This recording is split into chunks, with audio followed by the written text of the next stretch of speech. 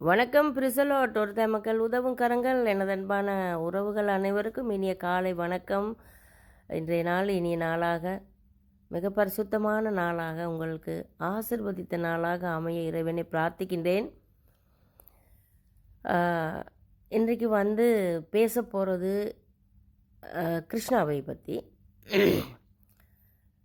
கிருஷ்ணா எப்படியாப்பட்ட நல்லதை செய்தாரோ கெட்டதை செய்தாரோ அது ஒரு பக்கம், ஆனால் மக்களுக்கு உதவி செய்தார்.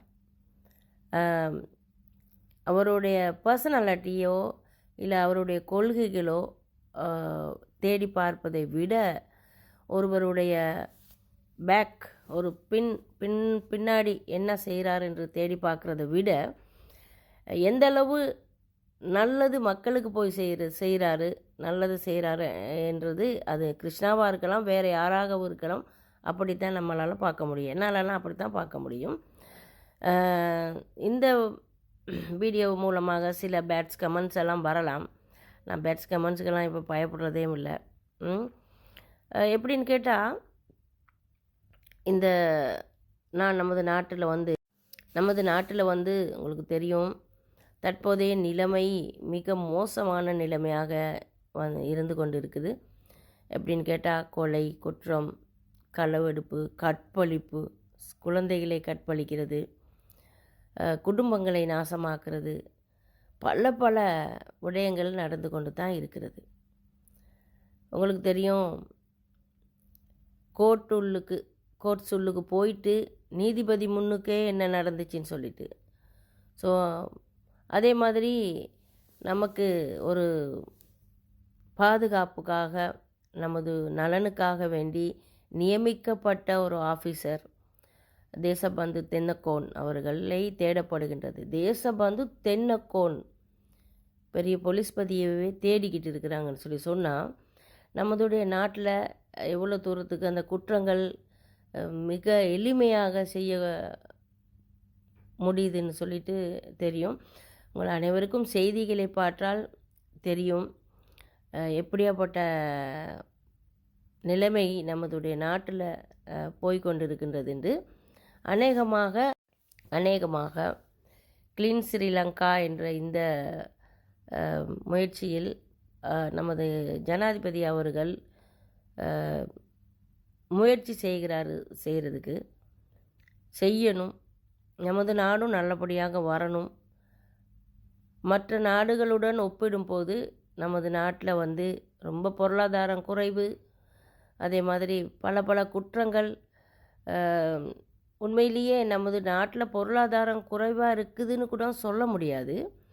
ஏன்னு கேட்டால், அரசாங்கத்தின் பணத்தை கொள்ளையடித்து ஒவ்வொருவரும் 65 மில்லியன், 70 மில்லியன், 100 மில்லியன் அப்படின்ட்டு ஒவ்வொரு தனிநபர்கிட்டையும் கொள்ளையடித்த பணங்கள் இருப்பதாக நாம் செய்திகளில் பார்க்கக்கூடியதாக இருக்கின்றது.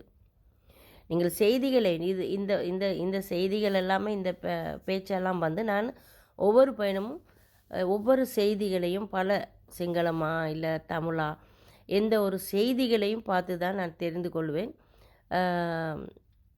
அந்த அளவுக்கு மில்லியன் கணக்கில் கொள்ளையடித்த, அரசாங்கத்தில் கொள்ளையடித்த பணங்களெல்லாம் கூட மக்கள்கிட்ட இருக்குது. அப்போ அது பில்லியன் கணக்கில் அந்த நமது நாட்டிலேயே கொள்ளையடித்த பணங்கள், நம்மளுடைய பணத்தையே கொள்ளையடித்த பணங்கள் அந்த அளவுக்கு இருக்குது. ஸோ இந்த மாதிரியான மக்களுக்கு கூடிய சீக்கிரம் உடனடியாக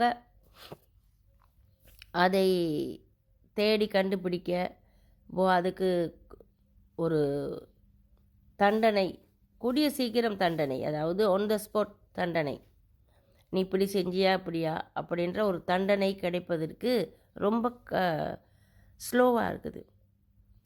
இப்போ அந்த அளவுக்கு இப்போ இந்த கோர்ட்ஸில் நடந்த சம்பவம் உண்மையிலேயே என்னை பொறுத்தவரையும் எனக்கெல்லாம் பெரிய ஒரு ஆச்சரியத்தை கொடுத்தது. இதற்கு முன் ஒரு விடயம் நடந்திருக்கின்றது, ஆனால் அதை எனக்கு தெரியாது.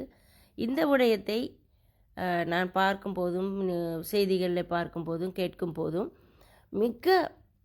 ரொம்ப கவலையாக இருக்கிறது. நமது நாட்டில் இவ்வளோ தூரத்துக்கு கொலை குற்றங்கள், இந்த மாதிரி கற்பழிப்புகள், கூடிருச்சு. கற்பழித்தவர்களுக்கெல்லாம் தண்டனை கொடுக்கலாம் கூடிய சீக்கிரம். ஏன்னா ஒரு பெண்ணை கற்பழித்தவனுக்கு அந்த பிள்ளை இந்த நபர் மூலமாக கற்பழிக்கப்பட்டிருக்கின்றாள் என்று தெரிந்தும் கூட அந்த கற்பழிப்புகளுக்கெல்லாம் நமது நாட்டில் வந்து ரொம்ப ஸ்லோவாகவே இருக்கிறது.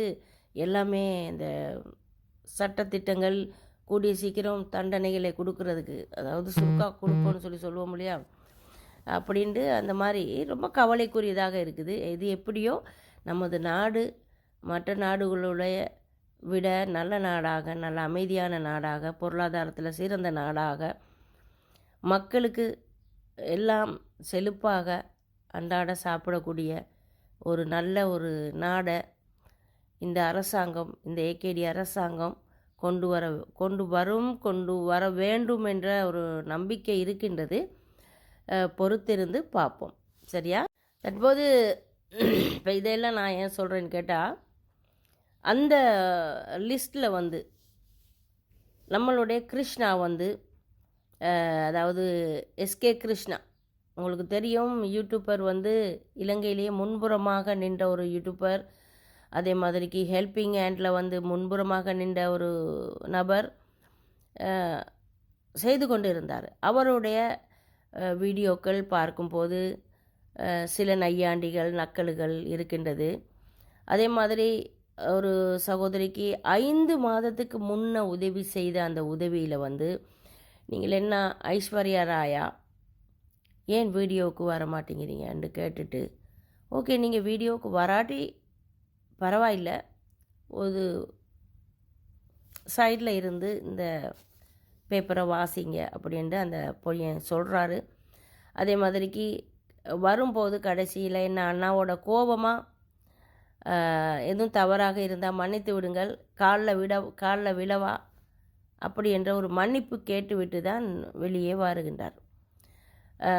அப்போ நான் என்ன சொல்கிறேன்னு கேட்டால், கிருஷ்ணா வந்து தவறாக இருக்கலாம்.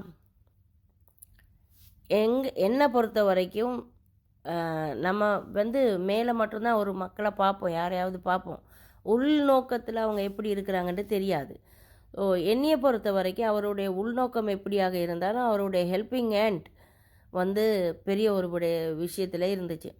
ஒரு குழந்தைக்கு வந்து பாதிக்கப்பட்ட ஒரு குழந்தை இறந்து விட்டது. அதே மாதிரி அதே குழந்தைக்கு அதே நோய் 44 நாளில் 47 லட்சத்தை கொண்டு போய் 3 முறையாக அவர் கையில் கொடுக்குறாரு. இந்த மாதிரியான புலம்பெயர்ந்த மக்கள், இப்போ நீங்கள் கேட்கலாம் ஏன் அவன்கிட்ட பணத்தையா கொடுத்தா அப்படின்ட்டு, அவருடைய பணத்தை கொடுக்காட்டியும் ஒரு இடத்துல இருந்து புலம்பெயர்ந்த மக்கள் அந்த பணத்தை கொடுத்து தான் அந்த உதவிகள் கிடைக்கப்பட்டது. அதுக்கும் ஒரு பொறுப்பு ஒன்று வேணும் என்ன.